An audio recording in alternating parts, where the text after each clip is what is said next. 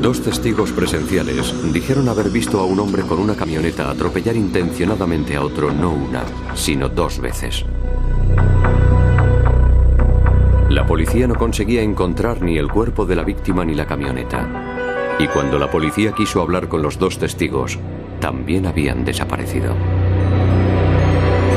Lo único que encontró la policía fueron unas manchas de sangre en la nieve.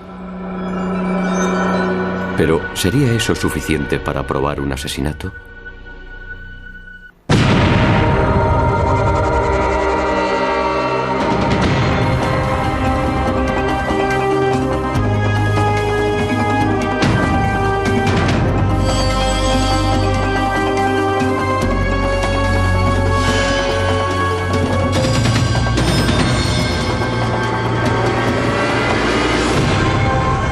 Crímenes imperfectos.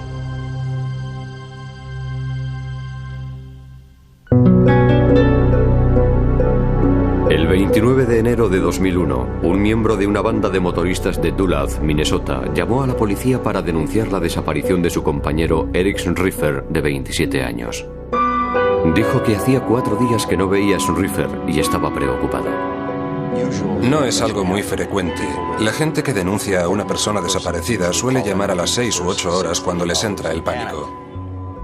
Está bien, gracias por su colaboración. El caso le fue asignado al agente Ryan Temple. Intenté ponerme en contacto con todos los hospitales de la zona, las cárceles del condado, el centro de desintoxicación de Duluth, y también intenté localizar a su familia, a su madre, su padre y a sus compañeros de trabajo. Nadie sabía nada de Eric Schrieffer. Él trabajaba como aprendiz en la sección 647 de unos altos hornos. Eric era muy callado, como muy reservado. Pero siempre hacía muy bien su trabajo. Pero tampoco se había presentado al trabajo. La policía encontró los 3 coches de Schrieffer a la entrada de su casa. Su cartera y su chaqueta de invierno también estaban dentro de la casa. La policía descubrió que Schrieffer había sido visto por última vez en una fiesta de un club de motoristas. 2 miembros del club de motoristas que estaban en la fiesta, Charlie Johnson y Herbert Sengel, dijeron que Schrieffer se enzarzó en una pelea con Joseph Wemanen, un miembro de un club de motoristas rival. ¿Pero qué os pasa? Venga, tranquilos. Tranquilos.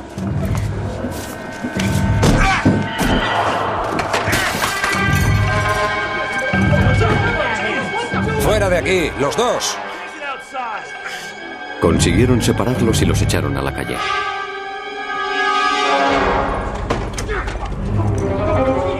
¡Largaos los 2! Donde volvió a encenderse la pelea.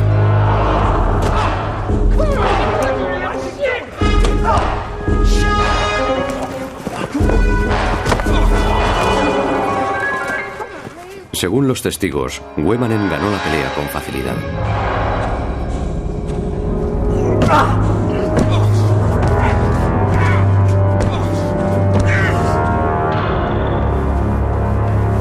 Mientras Schrieffer yacía en el suelo, Wemanen hizo algo que nadie podía esperar. Se subió a su camioneta, arrancó el motor y atropelló intencionadamente a Schrieffer.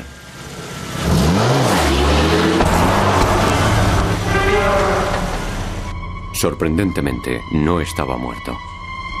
Entonces Wemanen dio marcha atrás y volvió a arrollarle por segunda vez. Temiendo por su propia seguridad, los testigos entraron corriendo en la casa. Cuando volvieron a mirar por la ventana, la camioneta y Schrieffer ya no estaban.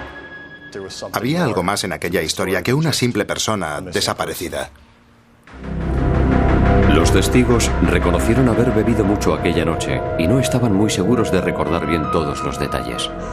La supuesta pelea había tenido lugar casi una semana antes, y las inclemencias del tiempo complicaban aún más la investigación. Habían pasado 4 días y habían caído casi 20 centímetros de nieve en ese espacio de tiempo, lo que complicaba mucho nuestra labor.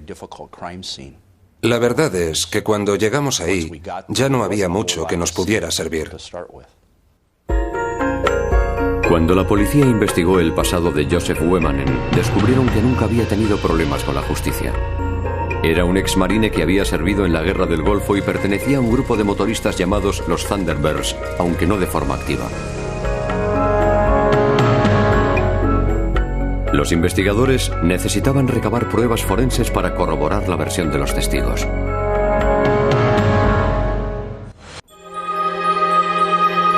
La policía quería encontrar alguna forma de verificar las declaraciones de dos testigos que decían haber visto cómo Eric Riffer había sido atropellado 2 veces por Joseph Wemanen con su camioneta. Tuvimos que reconstruir el caso desde el principio para averiguar qué había pasado exactamente. Había que reconstruir todos los hechos para poder adivinar dónde estaba el cuerpo. La policía instaló un puesto de mando en el callejón donde se había producido la supuesta pelea. Trabajando con temperaturas bajo cero, los agentes fueron retirando la capa superior de nieve virgen buscando restos de sangre. Y lo consiguieron. Descubrieron un rastro de sangre que iba desde el callejón hasta el fondo de un aparcamiento a casi 80 metros de distancia. Al final del rastro, la policía encontró un gran charco de sangre en la nieve. Por la cantidad de sangre que encontramos formando un charco y el hecho de que no había más sangre por ninguna otra parte ni por debajo de la capa de nieve, comprendimos que alguien debió haber subido el cuerpo a la camioneta. El doctor Donald Candle acudió para recabar más datos. Para que una persona pueda perder tanta sangre en un mismo sitio, el corazón tiene que seguir latiendo. Puede que tuviera heridas graves, pero el corazón tiene que seguir latiendo para que el cuerpo pierda tanta sangre por cualquier herida. Cuando el corazón se detiene, el cuerpo deja de sangrar. Los restos de sangre indicaban que la víctima fue arrollada por la camioneta y fue arrastrada a 80 metros de distancia. El charco de sangre al final del rastro también indicaba que la víctima debía seguir con vida y que había sido recogida de la nieve.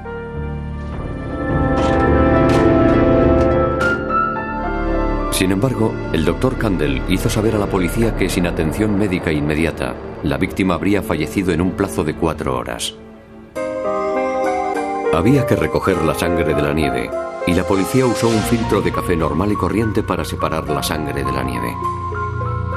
El filtro recogía los glóbulos blancos y rojos y permitía el paso del plasma y la nieve derretida de la misma forma en que el filtro atrapa los pozos de café y no permite que pasen.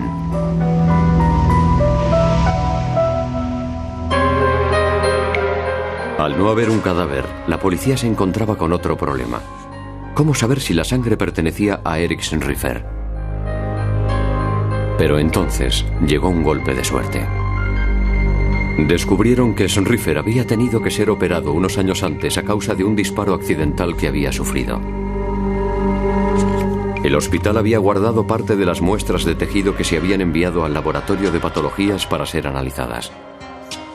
El tejido estaba conservado en parafina, una sustancia que detiene el proceso degenerativo y conserva los tejidos de forma permanente.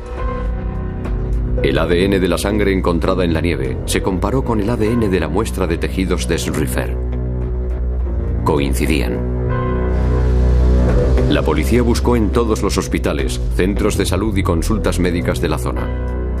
Nadie había recibido atención médica para la clase de heridas que Riffer habría sufrido. Convencido de que Eric Riffer no podría haber sobrevivido sin atención médica, el médico firmó el certificado de defunción. Sí, ya teníamos un homicidio, y uno de los peores homicidios para un detective, un homicidio sin cadáver. El siguiente paso era hablar con el conductor de la camioneta, Joseph Wemanen, pero no quería cooperar. Intentó cerrarnos la puerta. Entonces conseguí cogerle por la camisa y decirle que quedaba detenido por asesinato. La policía confiscó el vehículo de Wemanen, pero los análisis forenses no hallaron ninguna prueba de que hubiera sufrido algún accidente. No había ningún rastro de sangre, ni de fluidos corporales, ni de cabellos humanos, ni en el interior de la camioneta ni en los bajos del vehículo. El laboratorio de criminología goza de buena reputación entre los cuerpos de seguridad en este estado.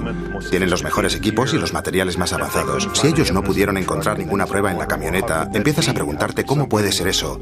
¿Cómo es posible que atropellen a alguien 2 veces con una camioneta y no haya ni pelo, ni sangre, ni nada? Y ahí nos parecía que fallaba algo.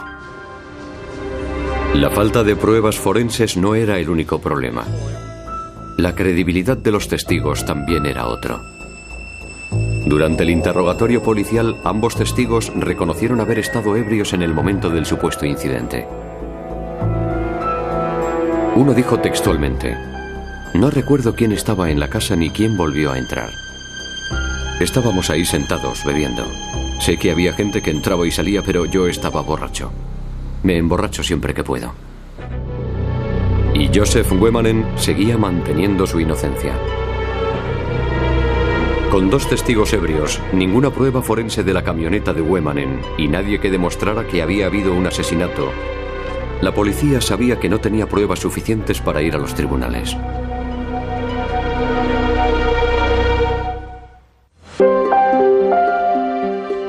Los investigadores necesitaban más pruebas en el caso Eriksen Riffer y la búsqueda del cadáver se intensificó.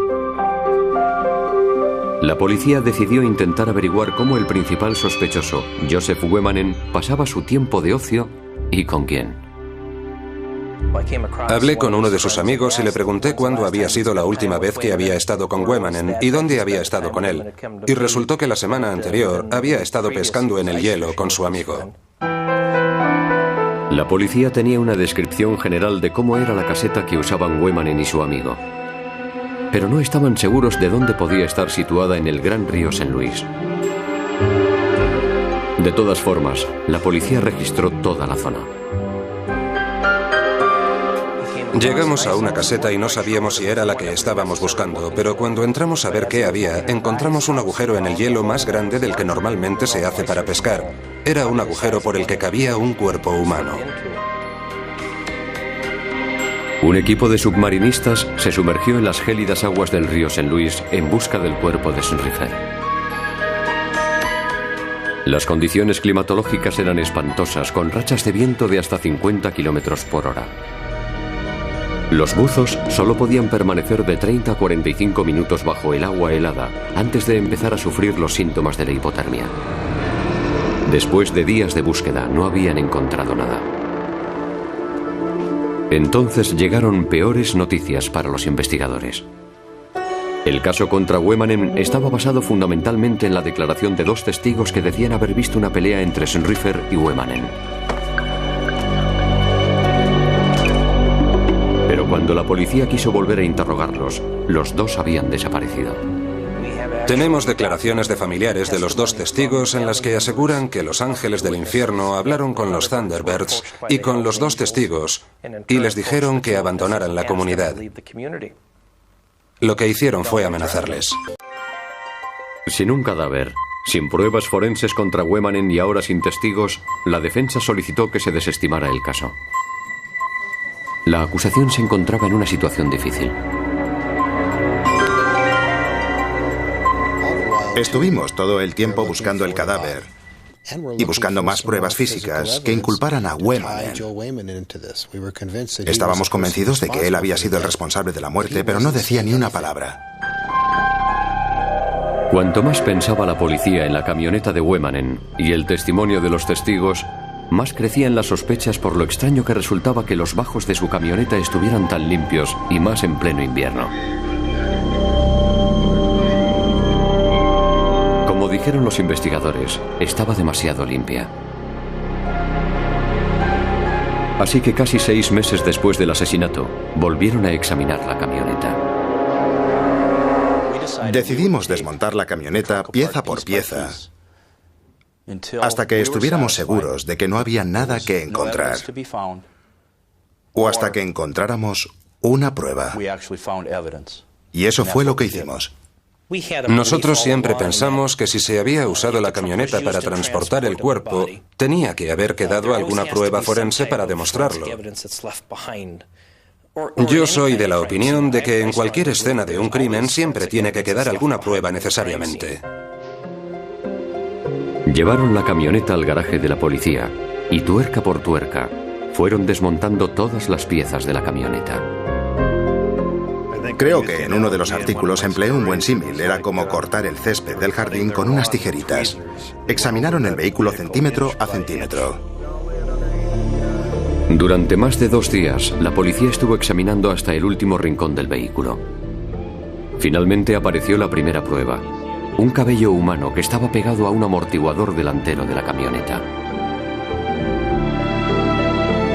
Y cuando retiraron el fondo del cajón de carga de la camioneta, encontraron varias pequeñas manchas de sangre en las juntas.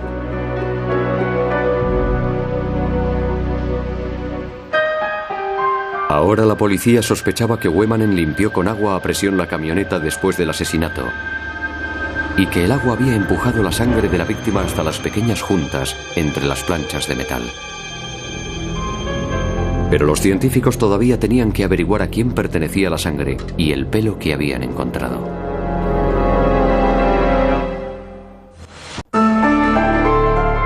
Cuando la policía encontró manchas de sangre y un pelo humano en la camioneta de Joseph Wemanen, comunicaron inmediatamente al abogado de Wemanen que iban a enviar las pruebas al laboratorio para que fueran analizadas.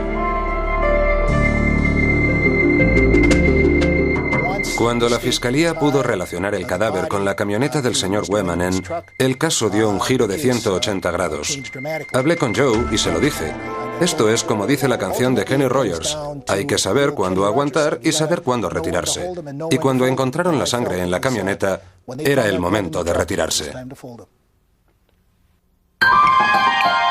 Sin esperar siquiera el resultado de los análisis forenses, Wemanen accedió a llevar a la policía hasta el cadáver de Schrieffer, a cambio de cambiar la acusación por la de homicidio involuntario en segundo grado.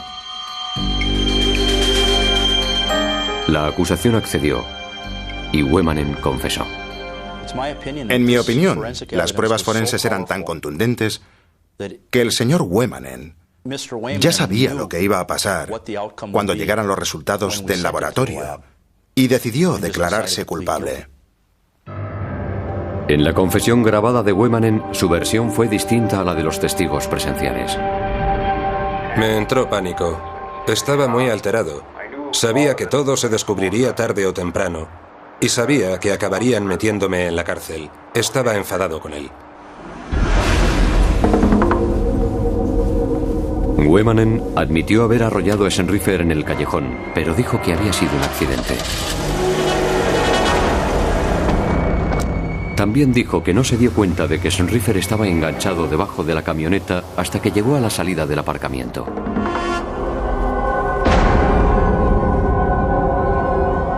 Wemanen dijo que metió a Schrieffer en la camioneta y que lo tiró al río al día siguiente.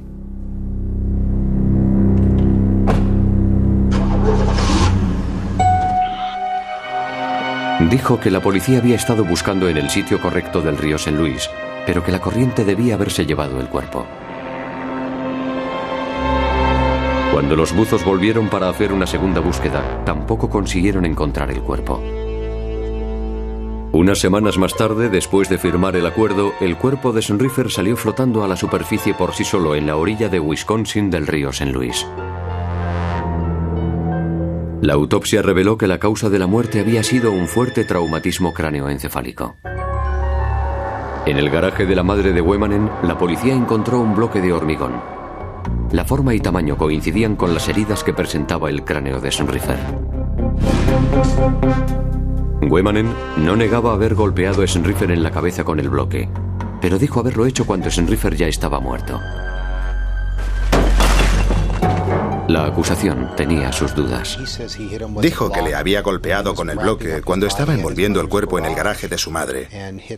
Que le había golpeado con el bloque de hormigón por frustración. Porque odiaba a Eric Schrieffer por haberle obligado a hacer todo aquello. Y eso no tiene mucho sentido. Gracias al acuerdo alcanzado, Joe Wemanen solo fue sentenciado a 12 años y medio de prisión por la muerte de Eric Schrieffer. Podrá solicitar la libertad condicional pasados 8 años. 12 años en prisión por un asesinato en el que atropellan a la víctima intencionadamente 2 veces. Si damos por ciertas las declaraciones de los testigos, para mí, eso no es hacer justicia. La familia quería que llegáramos a algún tipo de acuerdo, aunque fuera una reducción de condena, a cambio de recuperar el cadáver. Recuerdo que le dije a la madre de Eric, al padre y al hermano, que así Joe Wemanen no iba a recibir el castigo que merecía por lo que le había hecho a Eric. Quise dejar eso claro y también al tribunal antes de la sentencia.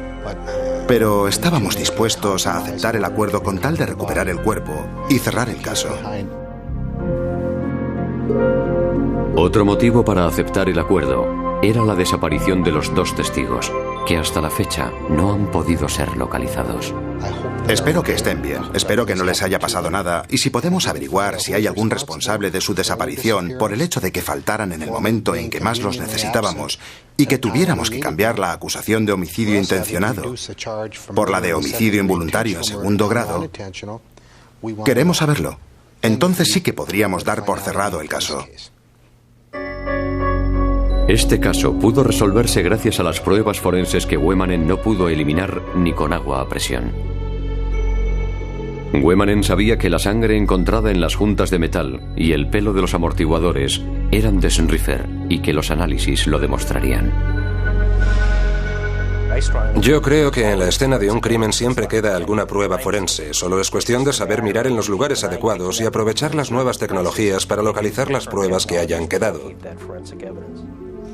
La ciencia forense es asombrosa. Si la policía no hubiera recurrido a la ciencia para localizar las pruebas que había en la camioneta, en las juntas de la chapa y en los bajos de la camioneta, y sin que los médicos hubieran identificado el ADN del charco de sangre que había en el callejón, nos habríamos quedado con las manos vacías.